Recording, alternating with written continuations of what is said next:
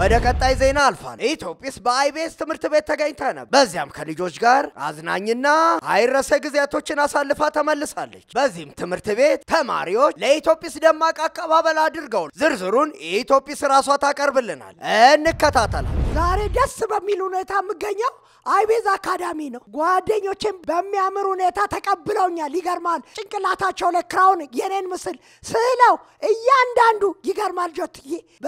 በጣም ነው ደስ ያለኝ ናላሳይ ጀቱዬ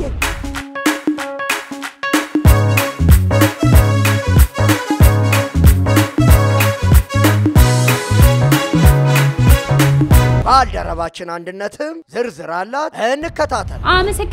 አመሰግናለሁ ጀቱ ኢትዮጵያስ እንግዲህ በአይቤስ ትምህርት ቤት ተገኝታ ነበር የመምህራን ውድድር ነበር ተሳተፉ በጣም ደስ ይላል ተማሪዎችም ተወዳድረዋል ተረት ውዝዋዜ ሰርከስ ቀርቧል የፓፔት እይንትም ነበር ልጆች በዚህ በጣም ደስ ብሏቸዋል አስተያየትም ተቀብለናል ፍሬዎት እጅጉ ባላለው አይቤስ ትምህርት ቤት ሁለት ልጅ ነው ማስተምረው ኢትዮጵያስም አክብራን እዚህ ድረስ ስለመጣች በጣም እናመሰግናለን ስሜ መሰረት ወንዴ ይባላል የትምህርት ቤቱ ባለቤት ነኝ እናንተ ኢትዮጵያስ ለሁለተኛ ጊዜ እዚህ ተገኝታ ተማሪዎችን ወላጆችን ያካባቢው ማህበረሰብ አዝናናችልን ቁም ነገር ስላያዘችልን